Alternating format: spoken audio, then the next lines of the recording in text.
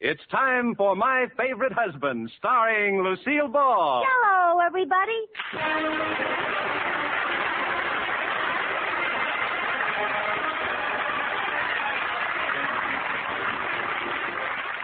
Yes, it's the Gay Family series starring Lucile Ball with Richard Denning, transcribed and brought to you by the Jell-O family of Red Letter Desserts. Oh, the big red letters stand for the Jell-O family. Oh, the big red letters stand for the Jell-O family. That's Jell-O, yum, yum, yum. Jell-O pudding, yum, yum, yum. Jell-O tapioca pudding, just sirree. And now Lucile Ball with Richard Denning as Liz and George Cooper, two people who live together and like it.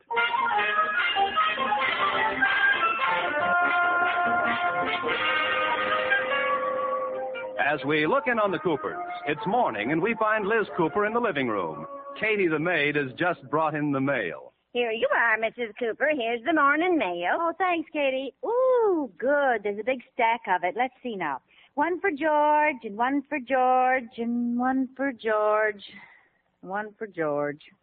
Oh, don't feel bad, Mrs. Cooper. I'll write you a letter. Wouldn't do any good. The postmaster doesn't like me. If I don't get some mail pretty soon, I'm going to take from another company. Oh, Mrs. Cooper. Anyway, George got enough for both of us. Look at this letter, Katie. It's from his college. Oh, I hope it isn't another meeting of the Pep and Rally Committee. He's still on that, you know. Isn't Mr. Cooper rather old for that sort of stuff? Old? Why, Katie, George is young, vibrant. That's what I love about him. He stays so healthy and strong and young. Yes, Mrs. Cooper. Oh, my goodness. What's the matter? This letter for George. Look, it's from the War Department. Why would they be writing to George? Do you suppose he's been drafted? Drafted? What do they want with an old man like him? I don't know.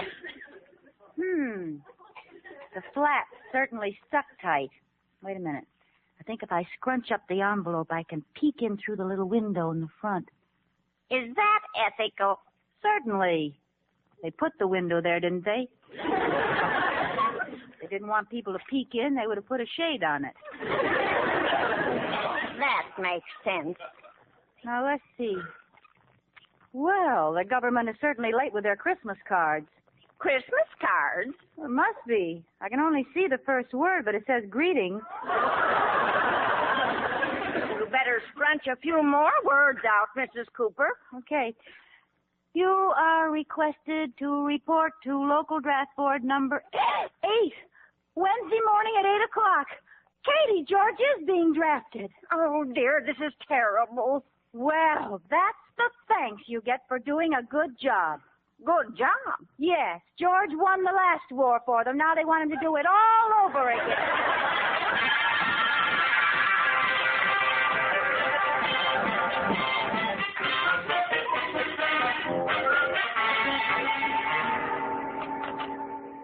Mr. Atterbury, could I see you a moment? George, boy, certainly. Come in. Now, what is it? I wonder if I could have a day off next week. What? Well, it's pretty important, or I wouldn't ask. I have to go down to the draft board. George, boy, congratulations. I'm proud of you. One of our boys going into the service. And I was just going to give you a raise, too. Well, don't you worry. We'll hold your job for you. Here, have a cigar. Thanks, Mr. Atterbury. But you don't understand. I'm just filling in on the draft board for a friend of mine, Dave Janis. Oh, you're not being drafted? No, I'm just serving on the board. Give me back the cigar. Well, it's sure nice to know you're going to give me a raise. Raise? I was afraid of that. But understand, boy, you can still have your job back. Oh, thanks. I'll only be gone a day. Well, it's all right. You can work on the next holiday and make it up. Well, I don't know yet what day I'm supposed to serve. I should have a letter at home telling me when. Well, boy, actually, you're doing a great service. It's important to serve on the draft board. I did it during the last war, you know. And incidentally, let me give you a word of advice. Yes, sir. Don't tell Liz what you're doing. Oh, why not? Well, I made the mistake of telling Iris when I was on the board. All the women in her bridge club were on my neck. Women? Yes, they gave me the choice of stationing their sons near home or making them 4-star generals. Hey, I never thought of that. Well, I won't mention a word to Liz. Good, good. Oh, and, boy, I'm sorry I was a little brusque a moment ago. About what I promised you, you can have it. The raise? No, the cigar.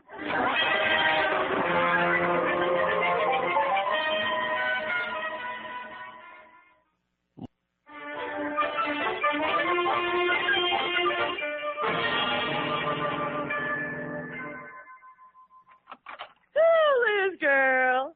Hi, Iris. Come in. Well, what's the big news you were going to tell me?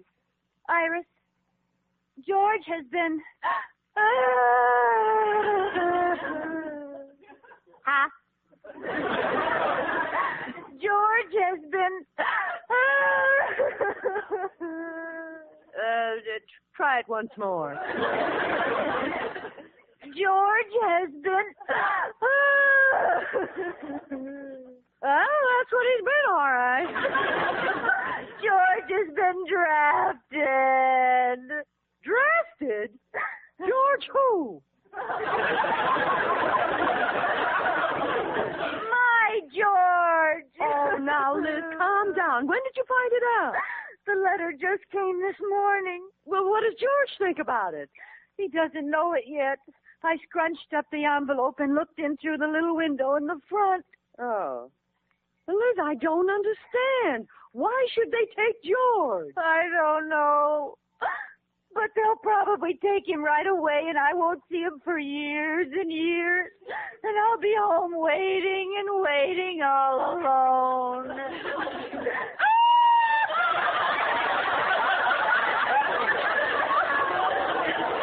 Oh, well, now, don't you cry, Iris. You've got to help me be brave. I was just thinking about Rudolph. But they won't take him. I know, that's why I'm crying. Oh, I don't mean that. I'm so upset I don't know what I'm saying. Iris, we mustn't cry like this. Here's a clean hanky. Thanks. You're right, girl. Crying doesn't help. We've got to be brave. It's up to women to be strong in a moment of crisis. A girl. No more tears. No more tears. We won't even think about it. No. What's new, Iris? Nothing. What's new with you? Nothing.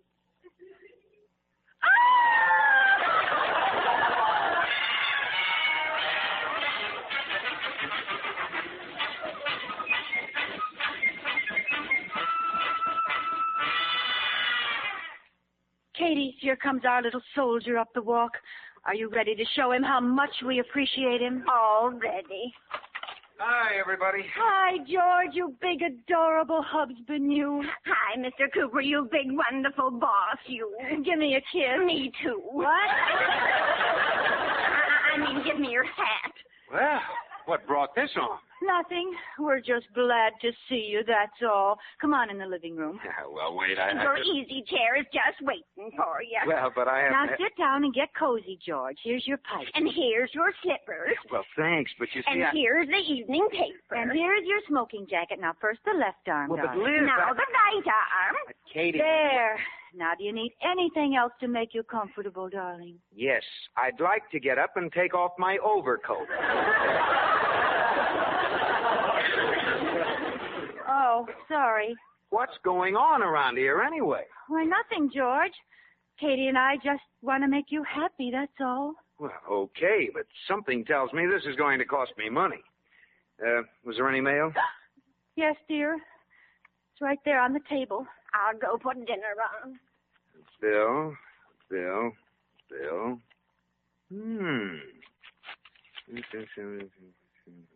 Uh-huh. Well, George, Well, what? finish reading your mail? Yes. Well, Well, what? was it interesting? Fairly. Well? Well, what? Honey, is there something on your mind? No, I'll go help Katie with dinner. How's he taking it, Mrs. Cooper? Katie, you know what he's doing. He's keeping it from me. He's sparing me until the last possible moment. Wouldn't you know Mr. Cooper would act like that? Bless his brave little heart. If he can keep a stiff upper lip, so can I. Come on, George. Dinner's ready. Good, I'm starved. Smells wonderful. What are we having? Turkey and dressing and candied sweet potatoes. Gosh, that's my favorite meal. Yes, dear. You know, Liz, the way you run this house, it's a pleasure to come home every night. Every night? Yes, sir. What's for dessert? Jello! Hey, Liz, come back here. What's the matter?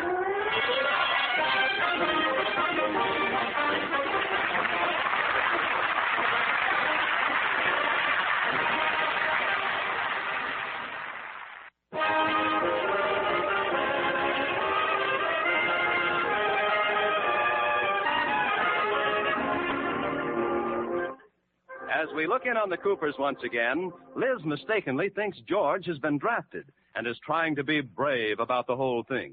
Well, all she's succeeded in doing so far is completely confusing George, as Mr. Atterbury is finding out. George, boy, may I talk to you a minute? Oh, certainly. Come on in, Mr. Hathaway. George. Oh, Mr. Atterbury. That's right. Atterbury. You may recall me. I've been your boss for 10 years. Oh, I'm sorry, sir. I've been a little vague all day. A little vague? Boy, that's what I want to talk to you about. Here, can you identify this? My lunch. I wondered where that had gone. Oh, it's all right, George. We found it in the filing cabinet. Oh, gee, that was stupid of me. Well, I'll say this, boy. You aren't completely gone. It was filed under L.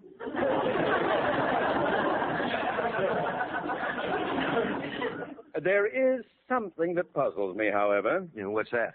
How did the Lloyd account taste? I didn't. No, we found it in your lunchbox. How do you like that? Not very well, and I'd like an explanation. Now, what's this sudden lapse, boy? Well, to tell you the truth, sir, I'm worried about Liz. What's Miss Tanglefoot done now?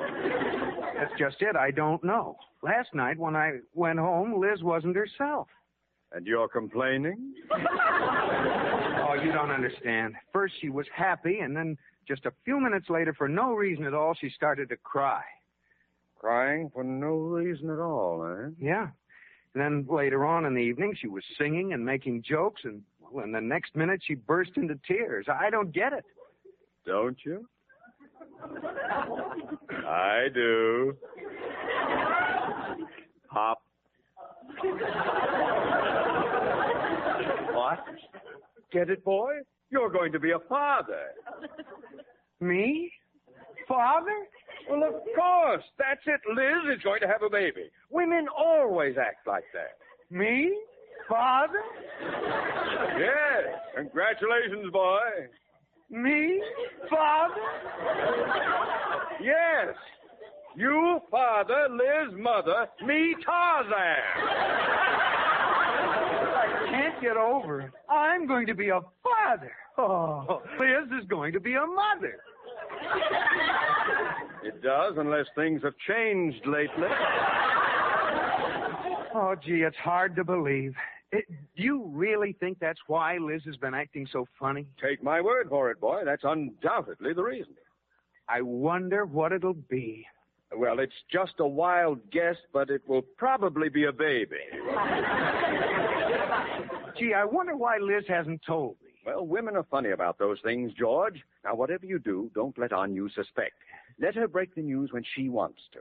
She'll probably play coy and let you catch her knitting little thing. Gee, I better sit down. I feel kind of weak.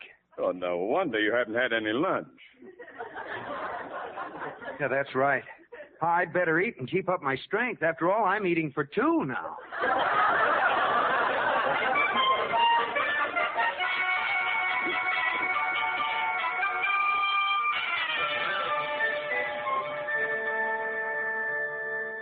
Mrs. Cooper, Mrs. Atterbury's here. Oh, hi, Iris. Come on in. Well, girl, has George told you he's going into the Army yet? Not a word. Sometimes I think he doesn't plan to tell me at all. Doesn't he think you'll get suspicious after he's gone 2 or 3 months? Well, it's just that he hates to hurt me. Wonderful, George. Yeah. What are you doing, knitting? Yes, I thought he should have some nice warm socks to wear in the Army. Do you think these will fit, George? Hold them up. Aren't his feet the same size? Darn it. I thought the left sock was going faster. Well, I'll have to rip the foot out. Well, I better run along and let you finish them. Yeah, I have to get them finished before George gets home. He gets drafted tomorrow morning, and I can't let him see me knitting these. He doesn't suspect that I know. Yeah, well, I'll let myself out. See you tonight for canasta. Yeah, I hope George has told me by then. Then we can all talk about it. Oh, yes, I've been dying to tell Rudolph. Don't you dare. Well, oh, so long, girl. Happy knitting. Knit 1, purl 1, knit 1, purl 2, oops, drop 1. Iris, did you forget something? No, honey, it's me. Iris just left. George, don't come in. Hello. Say, what's the wait. matter with you, Liz? Nothing. Nothing, huh?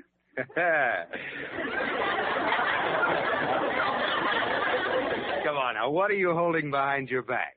Behind my back? Nothing. It looks like knitting needles to me. It does? Yeah.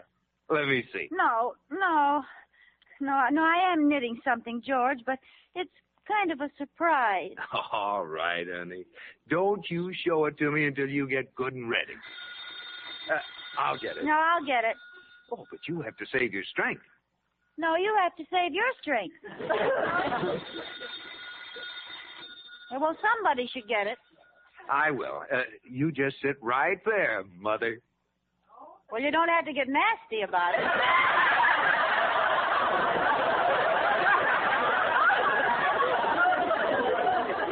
I'll be right back. Hello? Well, boy. You were right. Did she tell you, boy? Well, not yet, but when I came home, she was knitting. Old tiny garments. Yes, she wouldn't let me see them, but I know that's what they were. Do you suppose she'll tell us tonight when we come over to play canasta? Oh, probably. But you know how women are. They like to break the news themselves, so don't tell Iris. Don't worry. For once in my life, I know a juicy morsel before she does. I'm not likely to tell Big Ear. Good. I'll see you tonight. Fine. Goodbye, Dad.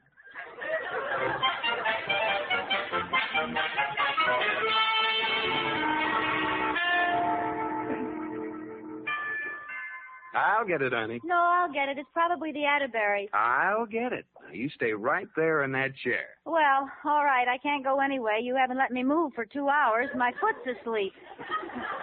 I'll try to wake it up. George boy, Liz girl. Liz girl, George boy. Come on in. Well, how's everything? Liz! What? You shouldn't be jumping up and down like that. I should say not. Stop it. Why? Well, because...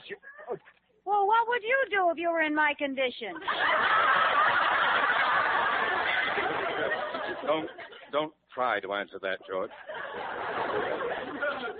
There. That's better. It's awake now. What is? My foot. It went to sleep. Oh, foot! Asleep! Oh, yes, of course. Listen, has he said anything yet? Not a word. What are you two whispering about? Oh, nothing. George boy, she told you yet? No, not yet. What are you two whispering about? Yeah. Oh, nothing.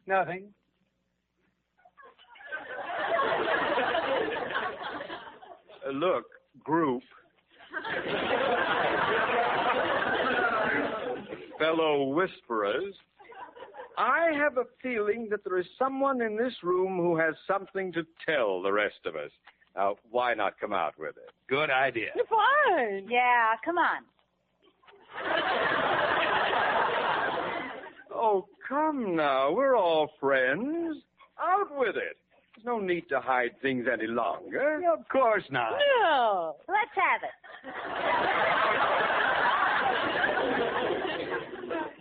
Look. I'll start the ball rolling. Liz, do you know when it's going to be? Well, I don't know why you ask me, but yes, I know. When's it going to be? Tomorrow morning. Yours? Tomorrow morning. Oh, Liz, sit down. You have to rest, dear. Liz. Huh?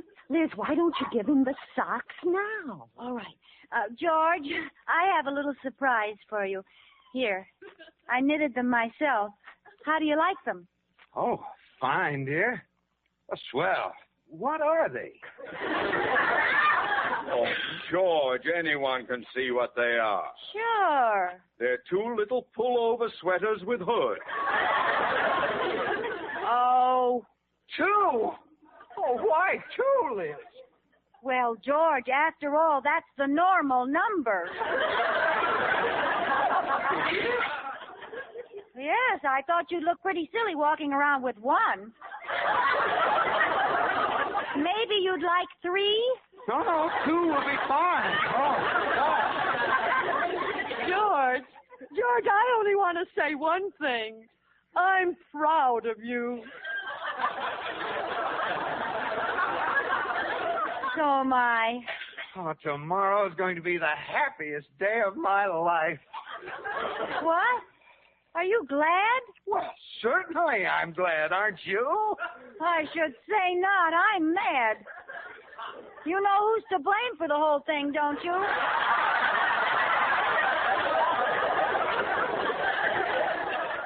What? Well, who? Those darn Chinese communists.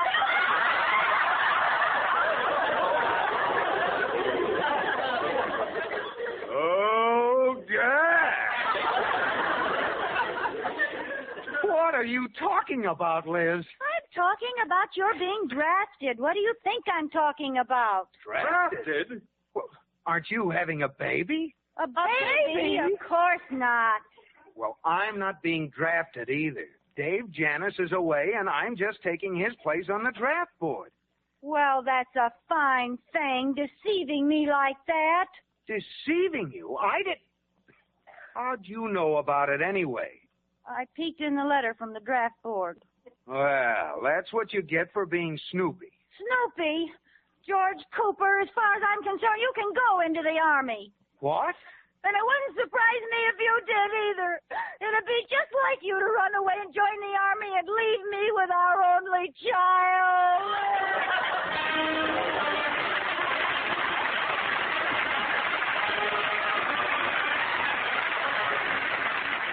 You have been listening to My Favorite Husband, starring Lucille Ball with Richard Denning, and based on characters created by Isabel Scott Rorick. Tonight's transcribed program was produced and directed by Jess Oppenheimer, who wrote the script with Madeline Pugh and Bob Carroll, Jr. Original music was composed by Marlon Skiles and conducted by Wilbur Hatch. Mr. and Mrs. Atterbury were played by Gail Gordon and Bea Benaderet. The part of Katie the maid was played by Ruth Parrott. Be sure to watch for Lucille Ball as a would-be cosmetic dealer in her latest Columbia picture, The Fuller Brush Girl. Bob Lamont speaking.